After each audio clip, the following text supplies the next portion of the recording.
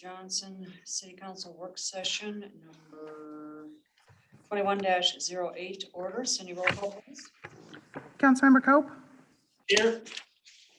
Evans, Martin, Here. Ready, Here.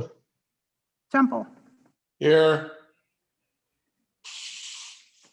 We have 3 items on the agenda this evening. The first one is a report on or presentation on the broadband visioning study. And who's going to lead us in that?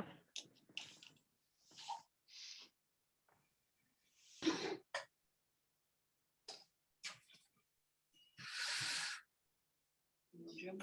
I think they're participating, it should be HR Green, and they are participating probably on, there we go, Kim. There we go, there we go. Yep. Can you hear me? We can hear you. You've got the floor. Great, thank you. Well, I've got with me Curtis Dean with Smart Source Consulting and Todd Keelkoff with KAS Advisors. So if Curtis will be presenting, but I don't think Todd necessarily will. So you may want to be ready to let Curtis talk also. I'm on. Oh, great. So Cindy, so you'll just be advancing the slides for us, is that correct?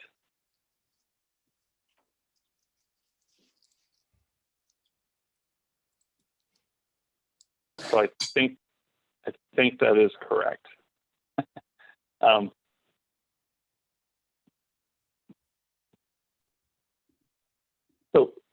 So Cindy, do you have the presentation up? I can see your screen necessarily, so. Ken, I will just, I'm trying to play a little catch up. Give me 1 second here. Oh, sorry. Okay. No, sorry. That's okay. No, you're fine. I just have been trying to multitask and wasn't doing a great job at it. Here we go.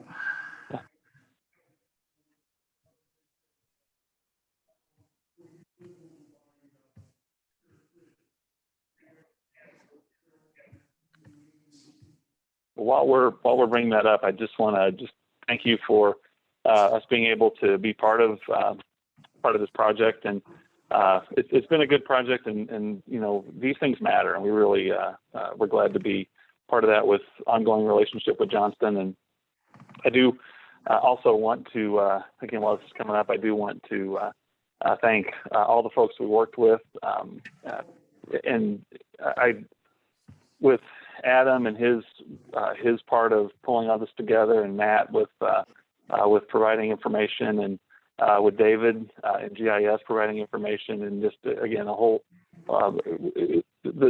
everyone we worked with was just wonderful to work with. So just want to thank all of them. So Cindy, appreciate you bringing that up, and if we could go to the to slide 2 with the scope, to just be there you go. And I think you've seen this before. These are the different tasks that we were going to be working through. Should be able to see it from either.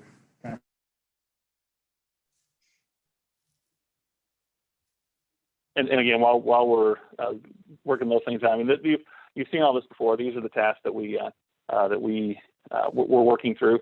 And just kind of as an overview, just basically is we have to pull information together, see what the information tells us, see what things that we need to work on addressing, and then phase 2 we have worked to going in and working on doing those. So if we could go to the next slide 3, Stacey or Cindy. So this is just saying what all we've done so far. So we've accomplished all those things, and now we're working into making sure that the information all translates into a vision. So now we'll go through the pieces of that, just to give you a very quick overview of what we've been working on. Given our time, we'll go through this quickly, but we're certainly, of course, glad to answer any questions as we go along the way. So, Cindy, if you can go on to the next one, to slide 4. So the first thing we did was working on making sure that we understood what assets there were within Johnston. And again, I just have to give David and GIS a lot of credit, and Matt also, with reviewing. And we were able to really get a kind of a good picture of what assets exist broadband related. And what we found is that and we'll kind of talk through a little bit more in detail. But we found that there's a ring that does connect facilities. There are also some assets that could be connected with broadband that aren't necessarily. Matt knew full well what those were, and those are kind of in a plan of how to get those connected based off the ring. And then if you go ahead and go to slide 5, Cindy. And this is hard to see, but you've probably seen this before. Johnston does have a fiber ring. And what we found out again was 2 things about that. One is there are some assets that could be connected, like water or wastewater assets that could be connected. That again, Matt has a good handle on that. Of course, he knows what those are, and is thinking through how and when to get those connected, and also that the fiber ring connects the facilities and is a good robust system to do that. The other thing we found out about the ring is that there is not really excess capacity to do much other than the public works. And so we were going through kind of seeing how many fiber strands there were and how they were being utilized, and there's just not a lot of excess capacity. So that was an important thing, just to make sure that we knew whether it could be used for other things or not. And the answer is that it's either used or planned to be used, and so there's not excess capacity. You go on to the next one, Cindy. And so, with verifying the assets, the next thing we do is we want to make sure we know who in the broadband world is in Johnston. And so we do that in a couple ways. One is we go through and do we look and see, just so you're aware, and many of you may be aware of this, that providers, telecommunications providers, have to report their connectivity in certain details about their connectivity to the FCC, and then there's ways that we can get to that data and look at it. And so we call that an industry market assessment to see kind of who's where. In the market assessment, we found some good information, but there was also some information that we wanted to make sure we verified and clarified, and so we did that also in community engagement. But I want to just kind of talk about what we did find out. So Cindy, if you can go ahead and go to the next slide. So we found out as well as, as I'm sure everyone in Johnston knows, that there are current providers, and Mediacom and CenturyLink are the 2 main ones, and we'll get on to more detail about them that we found out in the survey. But what we found out was that that there are a few providers. The information we got through the FCC wasn't great, and so we wanted to make sure we verified that in the survey, and we did. And what you see in front of you is actually part of the survey. And what this shows, and I'm sure it's small on your screens, but what it does show is that Mediacom has the larger market share. CenturyLink has a good market share, but is smaller. And what you see in the colors there, and again, I'm sure that's not easy to read, but the colors themselves kind of tell a story. So the more green it is, these are actual speeds from the survey. So again, we use these to verify the market assessment or to clarify the market assessment. But the more green it is, these are actual speeds. Those are the higher speeds. The lighter green getting into orange and red gets much slower actual speeds. And you can look, and there are quite a few areas of red. And again, this isn't satisfaction. This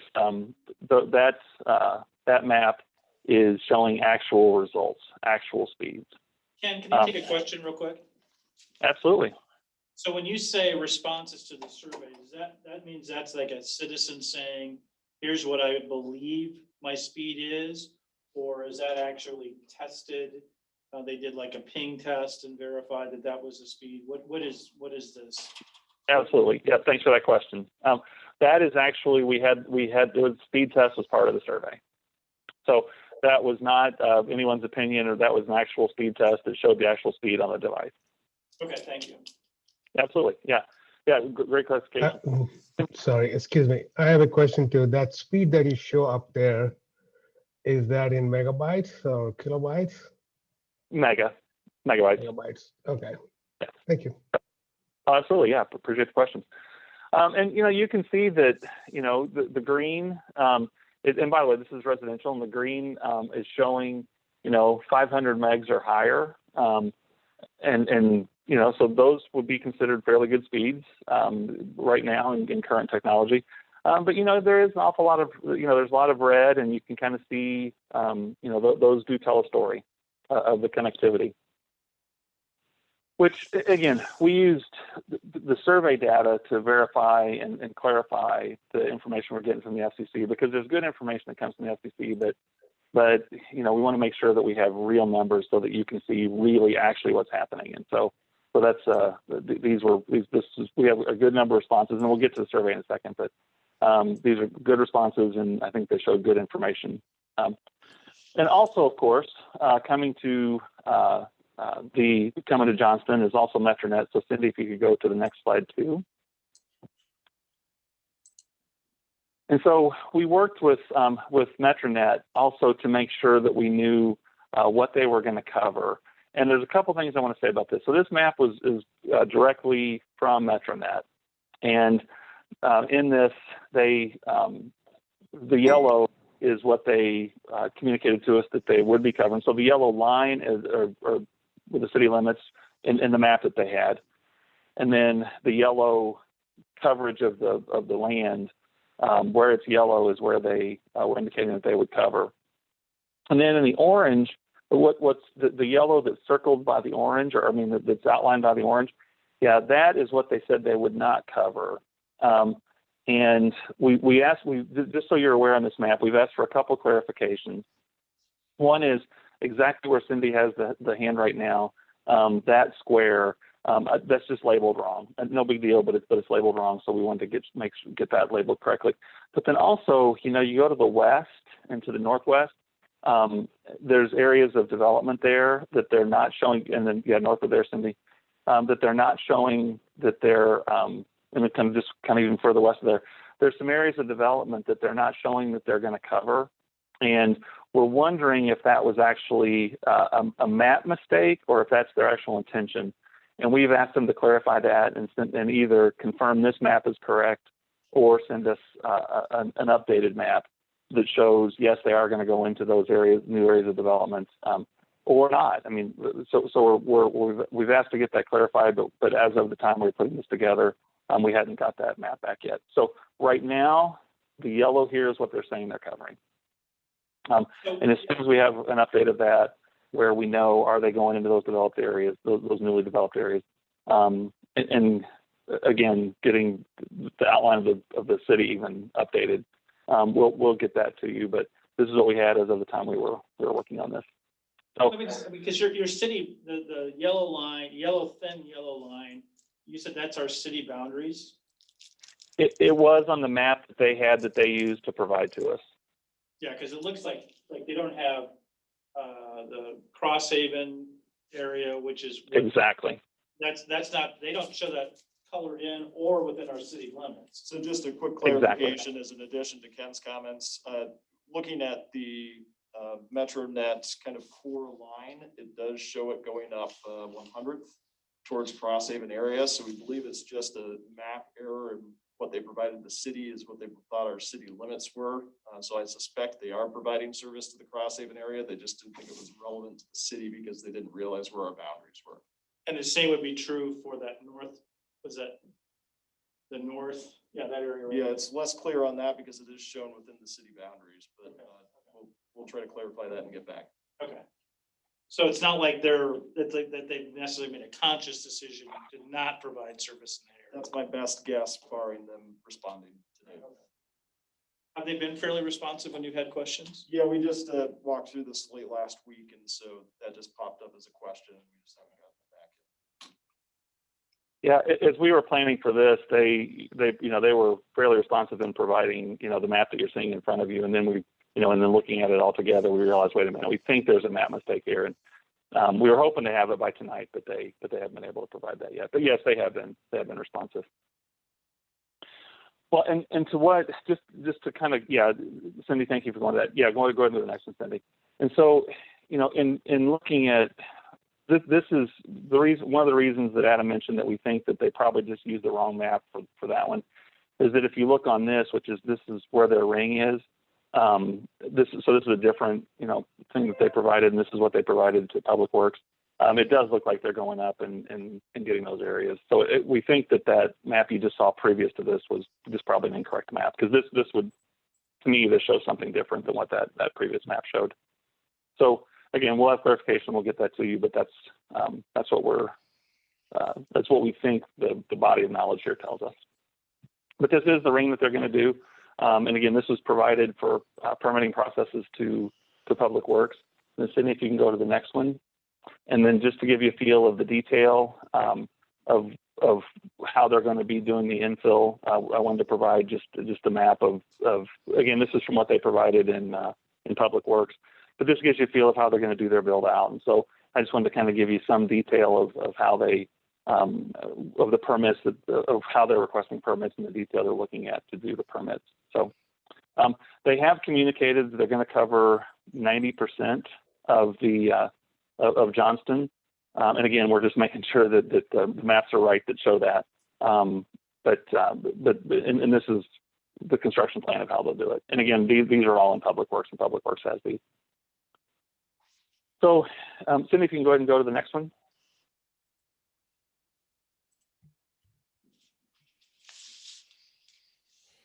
So, also wanted to. So that was.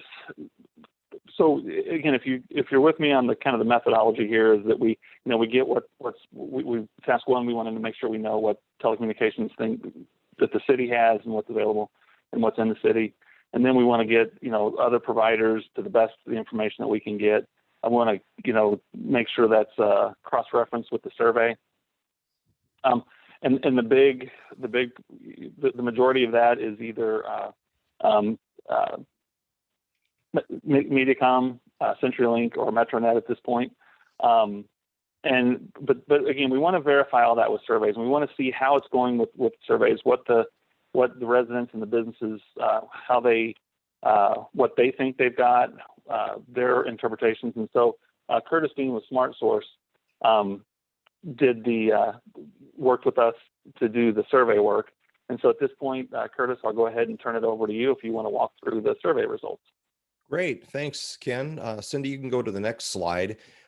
Basically, we took a look at all the data from the broadband survey and especially narrowed it down to the responses from persons within the city of Johnston and came with some conclusions based on that. Next slide, Cindy, please. Basically, we found the 714 survey responses that we got on the residential side who said they have internet, and the providers are broken down this way. This is fairly typical of other communities where we've done similar surveys, in that the cable company, Mediacom, in most cases has the lion's share of the provider of the services as far as market share. Mainly because they're capable of higher speeds than most phone companies are. And then CenturyLink, or the incumbent provider here on the telephone side, with a smaller market share. And then just a smattering of others that were measured as answered in the survey. Next slide, Cindy. Thank you. So we basically also did that speed test, and Ken showed you the map with those speed test results, and that was really handy to have good visualization of if there's problem areas where they might be. Really good response on that too. Over 91% of the people who took the survey actually took the speed test, which is great. And the speeds overall were actually pretty good. Among all providers, 108.7 megabits per second was the average download speed. The average upload speed was 39.4 megabits per second. And that's not unusual because, especially with a cable system or DSL for that matter, those upload and download speeds are going to differ. The physics of the plant itself, the physical plant, the copper, very much favors download speeds over upload speeds. One thing we also noted there was that while CenturyLink's speed tests were a little lower, they were actually quite good compared to other communities we've seen. That indicates that they probably have a decent amount of fiber deep, as they call it, where there's fiber optics closer to the end user. Next slide, Cindy. So here's how those performance tests broke down by provider. with Mediacom having the top average download speed, although they did not have the average top upload speed, as CenturyLink's speeds were actually just a little bit better there. There was only one speed test from MyFiber. Their coverage is fairly limited at this point, but as you can see, it was also quite good. And the thing to note there is their upload and download speeds match, and that's because they're a fiber optic service. And that's the kind of performance you will likely see from MetroNet once they are up and running. Next slide. We also captured the levels of satisfaction among customers on a number of metrics based on a 1 to 5 scale, where 1 is very dissatisfied with their provider at that on that metric, and 5 is very satisfied. Next slide, please, Cindy. So basically, the top 2 providers is what we took a deep dive on here. Overall satisfaction by those providers, in many cases, was below average on certain elements, and those certain elements were things like reliability, customer service experience, and price. Price is always a tough one because the beauty is in the eye of the beholder there, and anytime you have to pay for something, it may be a discomfort for you. But as you can see those scores and how they break down. We also wanted to provide you with some context about what we've seen in other communities. So we show you what we found on those metrics in Ottumwa and Fort Dodge for Mediacom and CenturyLink and Ottumwa, but it was Frontier and Fort Dodge. So you can kind of compare. So the average satisfactions levels actually a little higher than Fort Dodge, a little lower than Ottumwa, and on down the line. With one thing I'll note about Ottumwa here is in Ottumwa, 90% of the market was captured by Mediacom, which is really high, indicating likely that the CenturyLink just doesn't have very many good speeds there. Next slide, please, Cindy.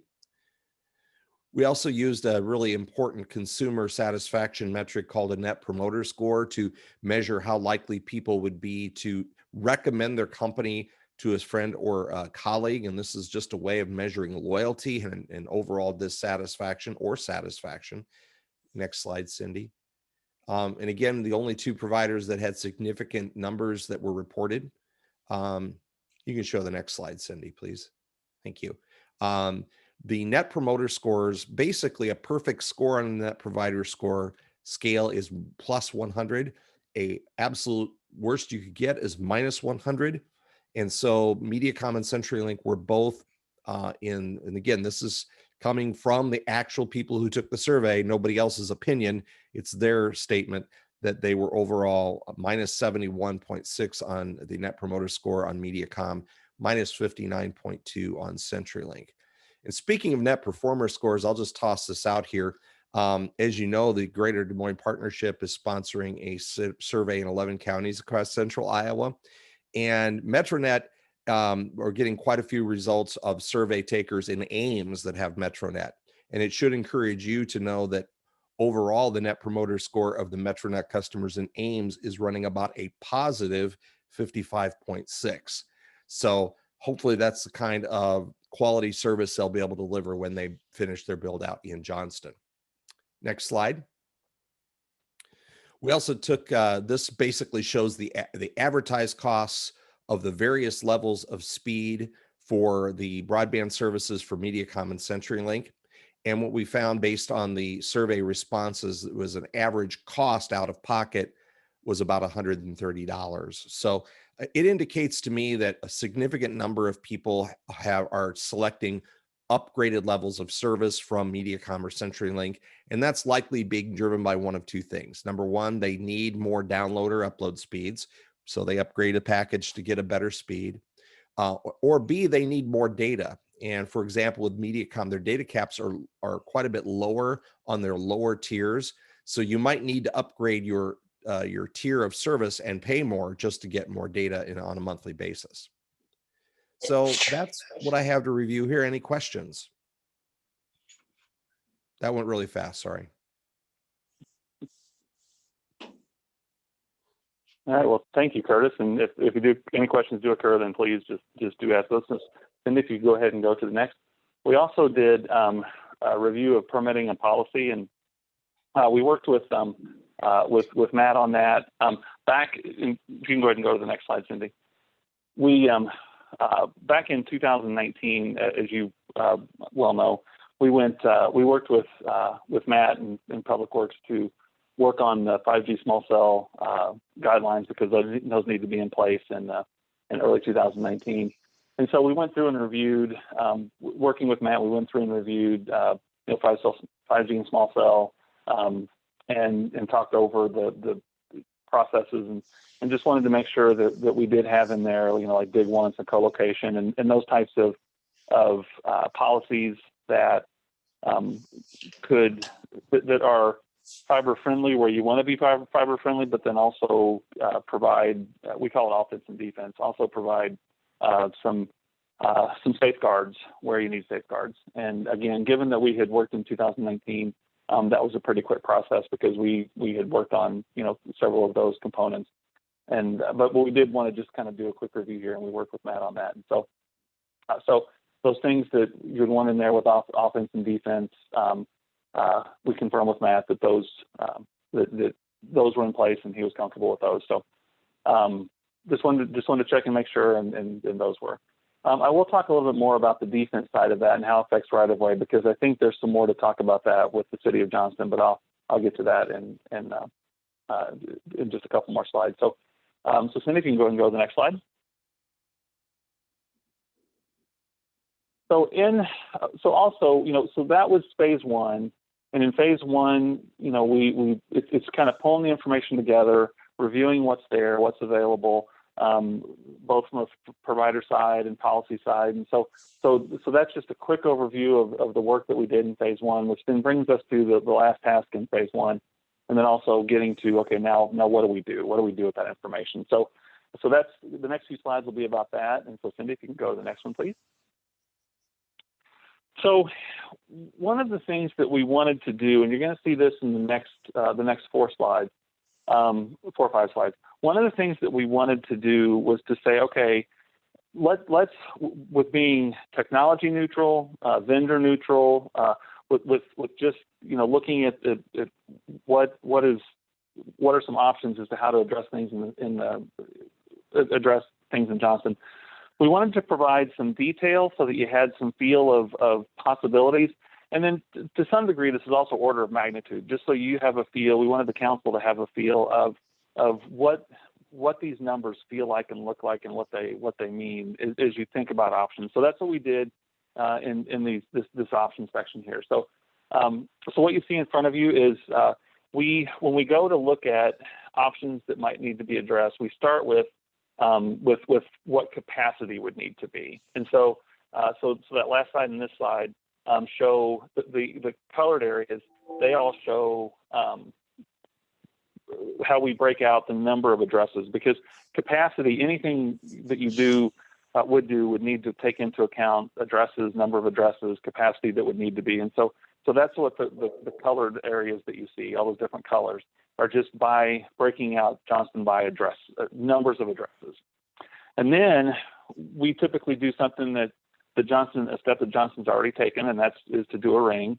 But we wanted to go ahead and show that, because since the ring that Johnston currently has doesn't have excess capacity, we wanted to look at, okay, if we were going to make sure that there was, and again, this may just be order of magnitude for you so that you know what these numbers look like and feel like. If we were going to be able to have a capacity that would handle all of those areas, all of those numbers of addresses, all those number of residences and businesses, we drew in a ring that would make sense in how you break out those different areas. And interesting enough, that looks an awful lot like the ring that you all have. And our designers didn't go from that. They went from how do we connect those areas. But it just kind of shows the insight that I think that Johnston had previously of looking at what the rings would be. So Cindy, if you could go to the next slide. This actually shows, and if you could scroll down to the bottom of that and to the right, yeah, perfect, Cindy. Then what this shows is what that ring would cost if you were going to build that ring. And so the ring that you have pretty much has max capacity. There's not excess capacity. So if you wanted to have something in place to be able to connect those different areas, and that's something that the council wanted to have.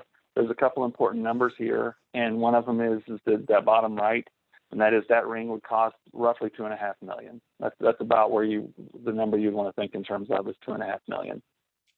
Now, one of the and that just kind of gives you a feel of, again, it may just be order of magnitude, but say for example, if the city, and let me just kind of give you a couple examples. So some of our clients, they want to make sure that they maintain some control over what's coming in, or have some control over being able to have connectivity that the city is able to control. Well, that's typically based from a ring, and again, this would be 2.4 million or 2.5 million. The other communities take kind of a different approach, and just to kind of give you a feel there, if you look up, so Cindy, you don't have to move the screen because it's on there, but if you look, if you look in kind of the in the middle of that, there was a number that was just like if you wanted to run conduit, and that was roughly 2.2 million or 2.3 million. That's what that's the decision. Yeah, so there you go, Cindy. Thank you. That's the number that, or that's the process that West Des Moines took, is that they were going to do a conduit network.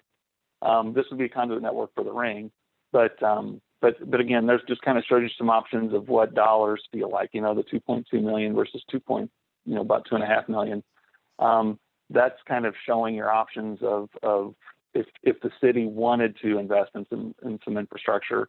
And again, that would be typically for either control reasons or making sure that the city had a way to either help providers get to certain areas or those sorts of things. So, but then also just again as order of magnitude. So Cindy, can go ahead and go to the next slide. We wanted to just also give a feel of, well, if the city of Johnston said, even though we've got Mediacom and CenturyLink and MetroNet's coming in, if we wanted to do our own network, and again, this may just be order of magnitude, just so you have a feel for the numbers, but we wanted to be sure you had that. This is what just kind of a straight line run of a network, fiber network, would be to every address that we had in the GIS. And so, Cindy, if you can go to the next slide, then the number there to do that is, again, lower right there, Cindy, and that is right around just a little shy of 20 million. So again, that may just be order of magnitude so that you have a feel of kind of what these numbers all mean, but that would be that fiber network at a high level design is roughly about 20 million. So, those, we didn't necessarily present those numbers to say any recommendations as much as we just think that if kind of what's going on, of who's in the community, what assets there are, what providers are doing, then there's certain different levels that the city could look at to say, we actually do want to be involved. But we feel like we need to give an order of magnitude so you really have a feel of what the range of those options are and what those options would cost. So that's kind of going through some ways, going through phase one of understanding things, going through phase two of saying, okay, let's start looking at some different options the city could do. And if the current ring is not available, then what are some other options the city could do? But one other thing in the course of our going through and looking at what's happening in Johnston is we also wanted to look at, are there how's all of this affecting right of way? I mean, you have CenturyLink, you have Mediacom, MetroNet's coming in, you have your utilities, you have other providers who have some. And so we wanted to look at it. Wanted to do a quick check on how is right of way doing, how's right of way holding up. So Cindy, if you could go to the next slide. We actually went through and working with GIS and working with Matt, we actually worked on how is right of way holding up. And one context just to provide, right of way is involved in several things that the city does. I mean, of course, water and wastewater and traffic signals, and so right of way ends up being involved in a lot of, or part of a lot of what's happening in a community. But right of way, in addition to that, right of way is the broadband issue too, because one of the things that takes up the most right of way is telecommunications. And, you know, the logic there is fairly straightforward. And I'm sure, you know, a lot of you know this already, but just to make sure it's you know, stated. So where a water line has one line, you know, a wastewater line has one wastewater line, or, you know, or very few. That's just not the case with broadband. So CenturyLink has theirs, and they may have one or more lines. MediaCom has theirs. They may have one or more lines. And so what eats up right of way faster than anything else is telecommunications. So telecommunications is a right of way issue in addition to the other things. So what we did was we said, okay, let's start looking at the right of way in Johnston and see how it's holding up. And what you have in this map, we identified all the areas that you see in red that have a letter on them. There is some degree of right of way concern. And so I think this is important for the council to know that there are, you know, the right of way is and again, you may full well know this. We just like to put some specifics to it. But there are some right of way concerns, and as more broadband happens, and then as 5G comes down the road, this is going to become more and more of a concern. And you already have some concerns, and again, they're shown there. So just to give you an example, and I've lettered them, and in the final report, the letters will, you know, do say what those are. But just to give you a couple of feels, so A, that's Northwest Beaver Drive. The issue there, and I'm just going to give you an example of a couple different issues. The issues there is that there's narrow right of way. And there's cross sections and ditches, and utilities such as low pressure sewer and water main on both sides already are in place. And there's not much opportunity to acquire additional right of way. So that just gives you a feel of what we're calling, you know, a right of way concern. And then if you look down at G, I'm sure you all know what G represents, and that's Myrtle Hay. Well, the issue there is there's narrow right of way with urban cross sections. They're already congested and should be reviewed to look at ways to improve utility congestion. So I just highlight those as examples, and each one of those is different, which is why I have a different letter on them. But you know, there are already right-of-way concerns, and the proliferation of telecommunications is just going to exacerbate those issues. So I think that's in our study. I think that's one of the things that we want to make sure that we're paying attention to, because there are already some concerns, and those concerns are going to get worse. So Cindy, if you could go to the next slide. And Ken, let me suggest we have about 4 minutes to wrap this up. We're already way behind on our schedule tonight. So if you could go through the recommendations quickly, that would be appreciated. Awesome. Well, this is the last one. This is the last slide. So that lines up. So we did come up with some recommendations here, and we will hit those quickly. You know, if there's 10% the MetroNet is not going to cover, and again, we're clarifying exactly where that is, but if there's 10% the MetroNet's not going to cover, the city, we would recommend that the city does look at, is there anything that either working with MetroNet or another provider, or something the city could do, is just anything you want to do with that other 10%. And then, you know, as we presented some options, you know, just decide, does the city want to participate? And if so, how? The third one, and again, I highlighted this, but Matt already knows, of course, what's not connected, but just want to keep those on the radar, that it is good to keep connecting any assets that are not connected that could be. We do think right-of-way congestion is an issue, and so there are steps you can take, like a right-of-way master plan, in which you say, okay, here's how we're going to deal with congested right-of-way, because there are ways you can deal with it. But we would recommend that that's something you probably want to do sooner rather than later, because that problem doesn't get better. It only gets worse unless you have a plan of how to deal with it. And then the fifth one is kind of very specific, but it is something that came up in some of our meetings. And that right now there's one conduit going into apartments. And it might be something you might want to look at, either policy-wise or some other way of having maybe two ducts, because that leaves them stranded with only one provider, or only being able to have one provider. So that's something you may want to consider. So those are our recommendations.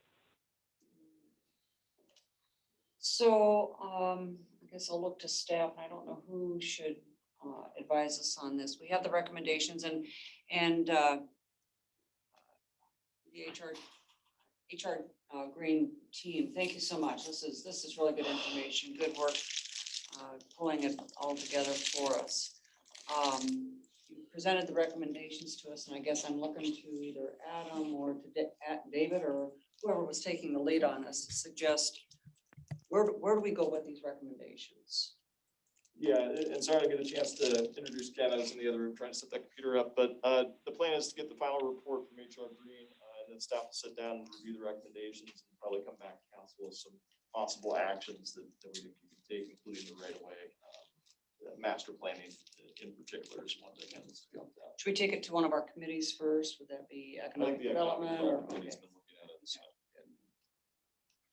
On the MetroNet 10% thing, this, I mean, it doesn't, it seems like that's sort of their standard. They sort of say we'll build on at least 90% or whatever. It doesn't mean, does it mean that they won't build more than 90%? What's your sense on that? Do you think, are we assured that we're gonna have a gap in 10% of the community, or is there a possibility? There's a possibility that they may cover almost all the community. I suspect, based off the last conversations we've had with them, that the primary gaps will probably be a couple of northern ends of the neighborhoods where we've got really low density, and then areas in which there are private roads or apartment complexes that have existing agreements with other providers. So at the end of the day, the number of people who wouldn't have access to some sort of high-speed internet can be pretty limited. Yeah, particularly if the multifamily residents, those presumably already have a connection with MediaCom. And so you're basically limited to some folks along Beaver and maybe north of 70th, that there may not be a high-speed internet provider. Okay, yeah, that to me is one of the things. the other thing is we continue to have these conversations. We need to keep in mind and factor in what is likely to be a pretty significant amount of money that will be appropriated this year to increase speeds, probably more in rural areas than in the metropolitan areas, but I think we need to be paying close attention to those conversations as well. But I presume some of these private providers are accessing. I would think so, yeah. I guess the other question I would have for Ken or anybody is it, we have the map that shows what MediaCom and CenturyLink has as far as speeds, and obviously we have MetroNet. But I think it's one of the things that's sort of confusing is not really understanding the differences between the different products. Because the MetroNet product, I believe, is a fiber to the home product. If that, I don't know if I'm describing that properly, as opposed to what MediaCom and CenturyLink offer. So I think it'd be helpful maybe if you could clarify, maybe in your report a little bit, you know, to what extent, what type of service that MediaCom and CenturyLink offer in the city, and in addition with highlighting the speeds. I have one question, and it's maybe a weird one, but what about actual landlines, phone lines? I mean, what is the future of that? It seems to me that more and more people are going away from that. Now, you may have need a phone line for businesses, etc. But I mean, you were talking about how our right-of-ways are maxed out in terms of utilities, and I wouldn't discount, there's other things in our right-of-ways, sidewalks, trees, light poles. There's just tons of things there. What's the future for phone? Is that a utility that's going to go away? Well, I would, and Curtis does a lot of work with this too, but I would say that it'll never, my opinion is it'll probably never completely go away, because there are some folks that just want it. There's some folks that feel like they have to have that either business-wise or even residents. There's some 911 things that impact that too. But I do, Curtis, you can correct me if you've seen something different, but it's kind of an annual, it keeps getting less and less and less of people that are utilizing that. Will it ever completely go away? I kind of doubt it. Curtis, what do you think? No, I think it'll probably always have some small market share. It is diminishing. Businesses still rely on landlines for communicating with customers, but residential customers, with some exceptions, have moved away from it. I mean, just think of telephone service as just another app that people are using on their broadband service now. And so it's not really as much a what I have standalone. noticed is that the phone box.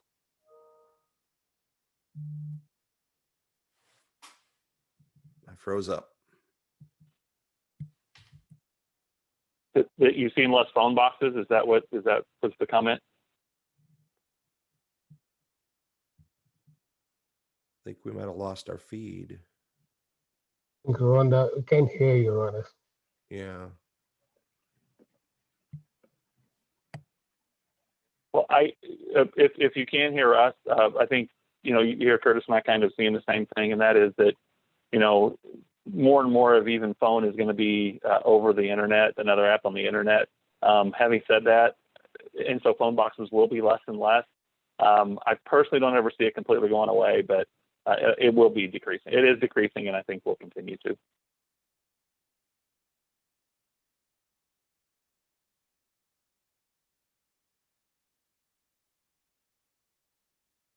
I think we lost audio from the mayor's chambers.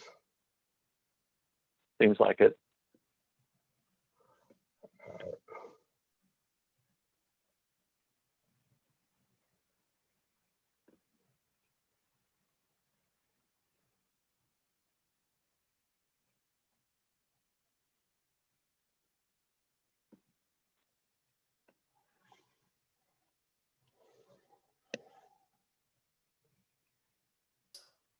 I'm wondering if the time on our work session Zoom has run out and we need to log back in under the regular meeting Zoom. Oh, that very well could be.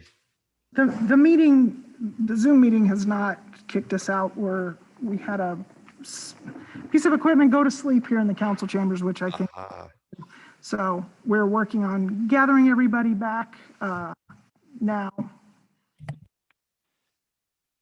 Well, I know this is a lot of detail, but when we even make the equipment go to sleep, that's a shame. That was not meant personally, Ken. No. It's data. So I think we will adjourn the work session. I see the mayor working her way back this way. So thank you, HR, appreciate it. Thank you. Thank you. Good night. You guys, Good night. bye-bye. Good night. Bye.